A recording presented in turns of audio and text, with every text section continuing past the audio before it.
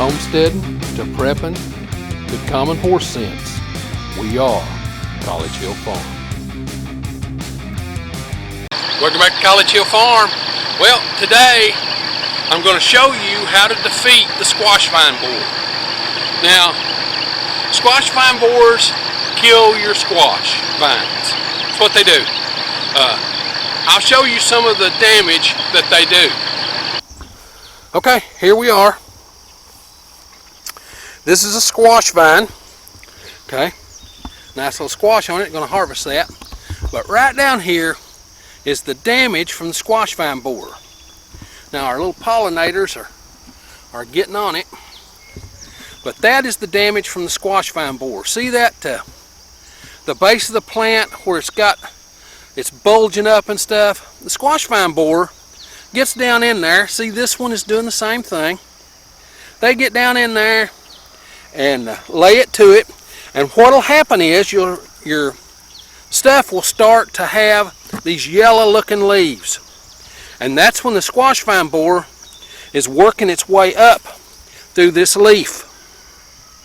Okay, so that's what happens when the squash vine borer gets on it. Now this squash will give me several more squash before this is done, but that's the deal, that's the trade-off if you don't do something about the squash vine borer. But I found you can't really do nothing about them except succession plant. And just for the record, the squash vine borer does get on pumpkins. Okay, see the yellowing?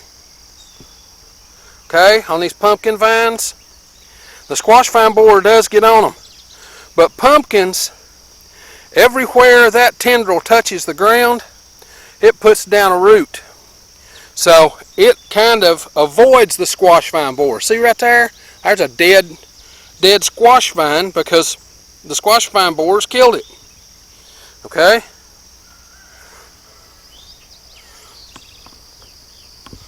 The okra is starting to come up finally. Took it a while. The sunflowers are banging it though. Here's our heirloom tomatoes. They still haven't put tomatoes on, but man, they're hanging thick. Just waiting to see if we get tomatoes. This may be the latest it's been for me to get tomatoes, but I've been harvesting the little sun sugars for quite a while. Okay, that's the damage that the squash vine borer does. At the end of the year, I'll show you what the larva of the squash vine borer looks like. But today I'm defeating two problems. I've got a heat advisory that it'll be too hot for me to be out here by 8:30 in the morning. So what am I doing? 5 o'clock. Okay?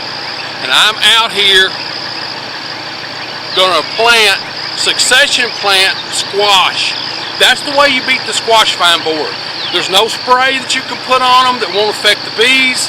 There's no dust or anything like that. I used to take chalk and mix 7 liquid in it, and with a paintbrush paint that on the base of the squash vines. You're just delaying the inevitable. Every time it rains you got to redo it, and it's not worth all that effort. So it's just easier to plant your squash, plan on them dying, and plant some more.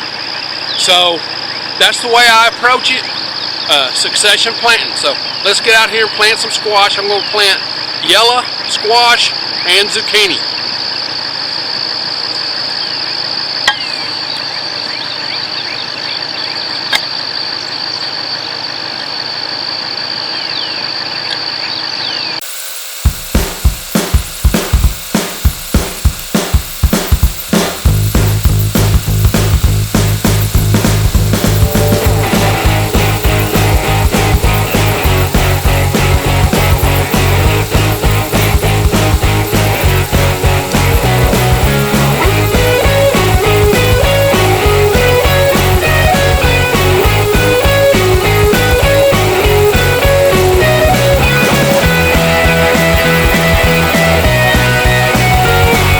is to it.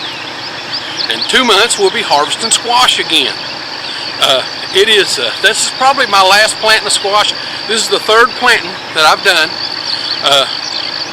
I think it's July the 30th, and we're supposed to get rain for the next 2 or 3 days. We've had a heat advisory, but we'll get rain for a couple days, and then the heat advisory will be off, and these squash will do good. Now, I'm not going to fertilize these until they come up.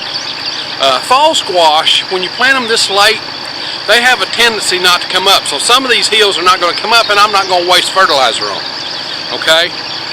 They might get a Miracle Grow shot. Alright? So, yes, I use Miracle Grow. No, I'm not organic. Okay? That's just the way it is.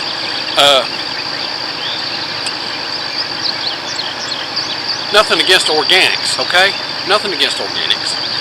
Now, if you like this stuff, this homesteading, do-it-yourself kind of thing, be certain to come on out to the channel and subscribe. We do this homesteading stuff every week, sometimes 1, sometimes 5 videos. Just depends on what's going on in the homestead that week. We upload on Sunday, Tuesday, Thursday. Now, it's time for me to get on to the next thing.